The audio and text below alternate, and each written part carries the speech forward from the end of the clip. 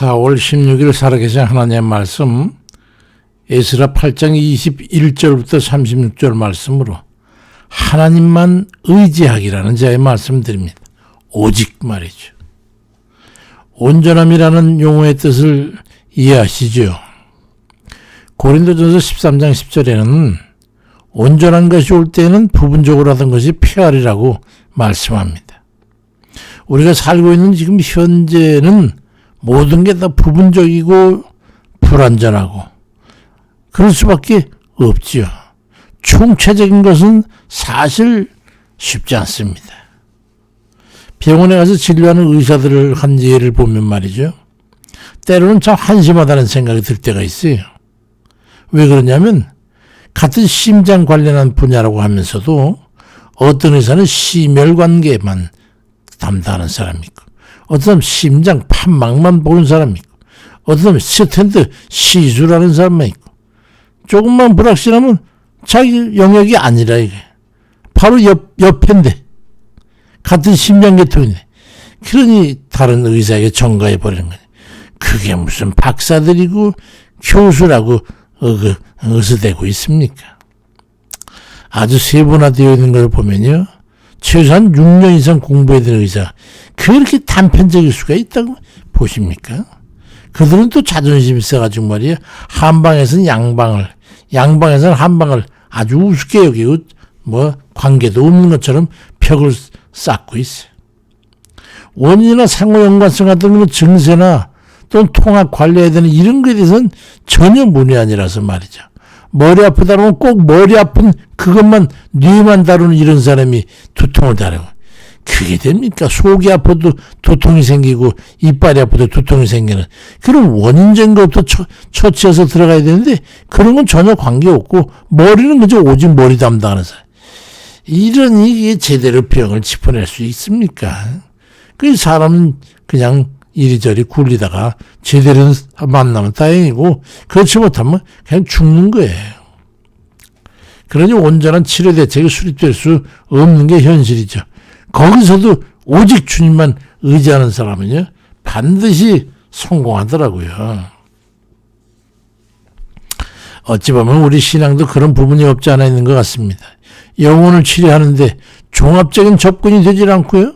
부분적인 것에 치중하다 보니까 어떤 사람은 오직 기도, 어떤 사람은 오직 말씀, 어떤 사람은 오직 봉사 이렇게 된 그게 다 합쳐가지고 하나인데 말이죠. 주님께서 말씀하신 이 온전함에 이르지 못하는 거 이것 때문에 믿음이 약화되는 거예요.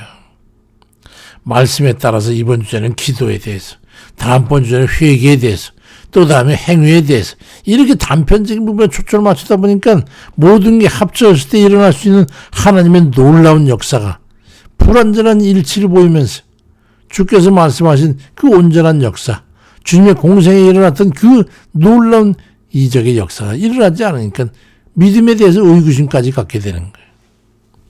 기도하라고 해서 기도하는데 기도에 회개가 빠진 기도가 능력이 있을 수 있어요?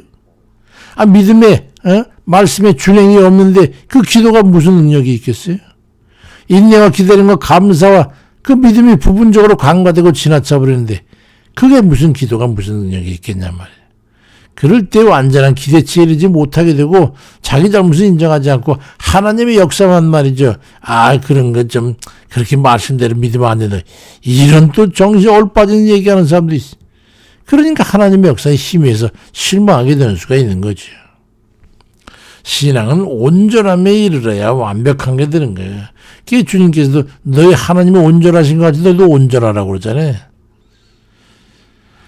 그래서 성령께서 역사하신 것도 보면 로마서 8장 28절이니까 우리가 알거니와 하나님을 사랑하는 자 곧 그 뜻대로 부르심을 입은 자들에게는 모든 게 합력해서 선을 이루느니라 그리 말씀해가지고 우리가 부분적일 수밖에 없는 그런 믿음의 행위에 대해서 부족한 부분을 심지어 우리 힘으로 안 되니까 성령께서조차 도우심을 해가지고 가급적이면 온전함에 이르도록 그렇게 보완하신다는 거죠. 그러니 우리가 신앙생활에 가면서 신앙의 요체들을 나눠가지고 몇 구역으로 책정한다면 자신에게 그걸 적용할 때 현재 자신의 신앙에서 부분적으로 허점이나 부족한 부분을 보완해야 돼. 어느 부분이냐 이게. 마귀가 공격할 수 있는 약한 부분이 어느 부분이냐, 그 허점으로 자기가 가지 않도록 우리는 보완해야 됩니다. 기도하는 사람이 아까도 말씀드린 것처럼 말이죠, 회개 없이 무슨 기도의 능력을 바랄 수가 있겠어요. 아니 기도한다 그러면서 그냥 잠이나 자고 말이죠, 그러면 되겠어요? 아니 세상 거 적당히 말이야 줄 타면서 말이죠, 때로는 여기 가서 좋지 않은 짓도 하고 저기 가서 거짓말도 하고 이래가면서 기도한다고 그게 되겠어요? 그게 아니에요. 완전한 거, 우리 주님께서 하는 건 가급적이면 완전한 거, 최선을 다하는 완전한 거, 이걸 요구하는 거죠. 악한 마귀를 대적하는 영적 싸움은요, 종합대책을 가지고 대적해야 됩니다.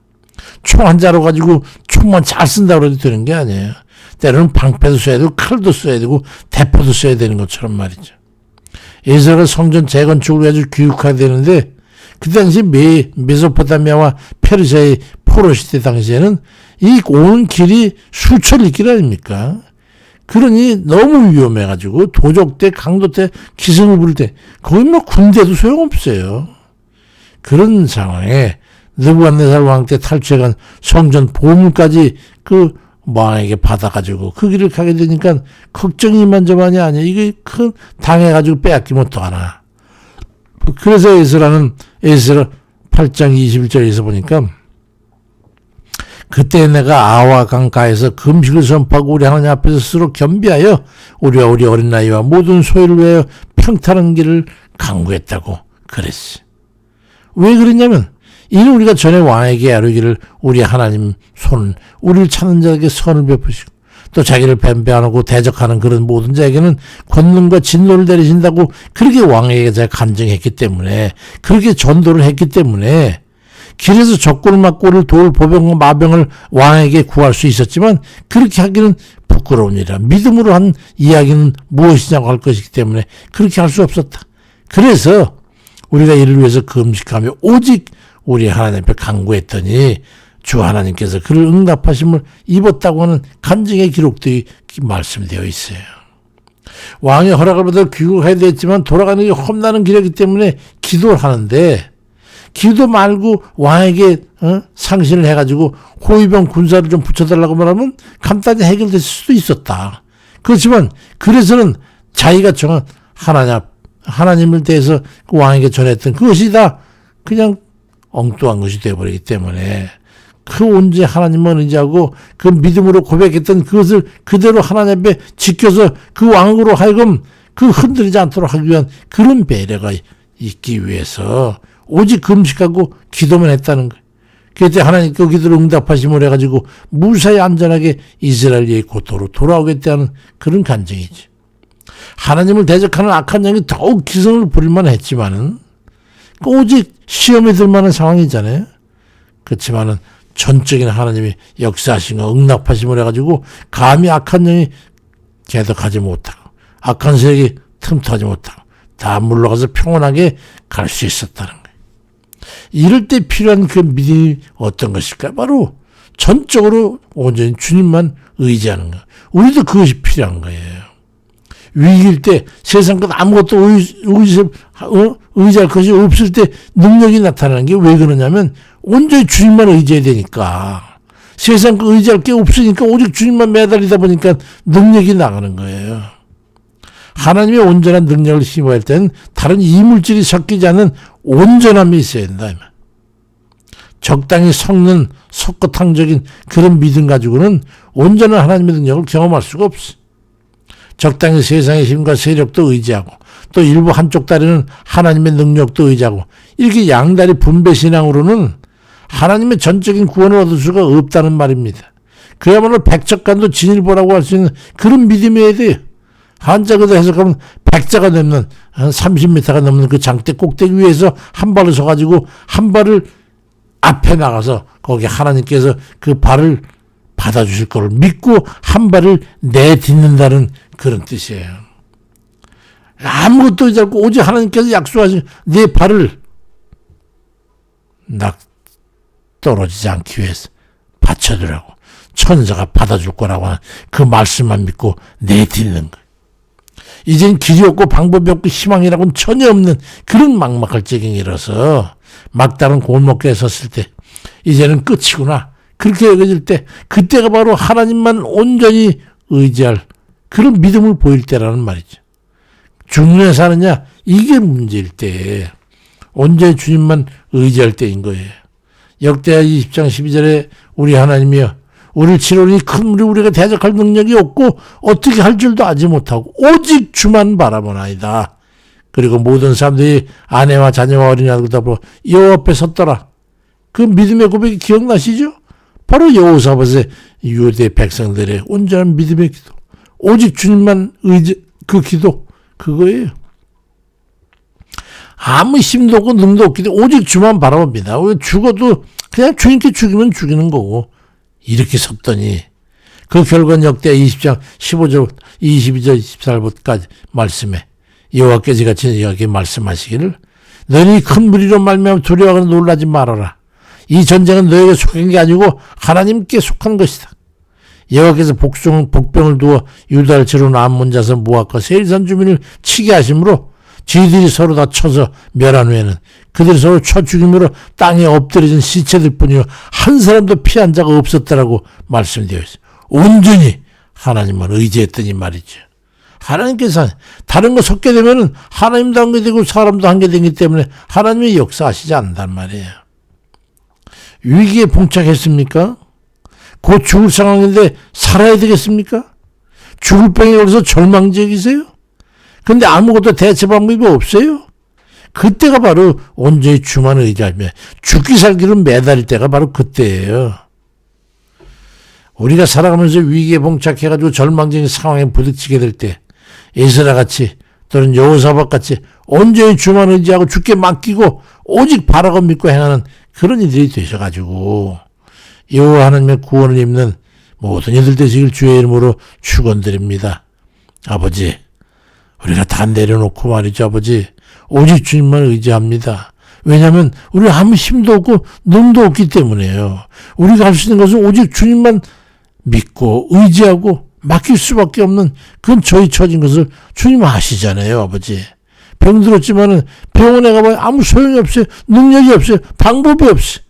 어떤 누가 어느 의사가 나를 구원하고 고칠 수 있단 말입니까? 오직 하나님밖에 없어요.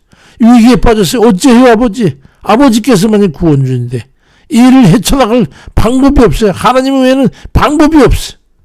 주만 의지합니다. 낙심 가운데 있거나 앞으로의 일들 계획도 누가 우리를 아버지 자기 일처럼 돌볼 지가 누가 있겠어요. 아버지 사랑하는 자들의 아버지 하나님은 오직 우리 하나님 아니시겠어요. 아버지께서만 그 자녀들 사랑하시잖아요.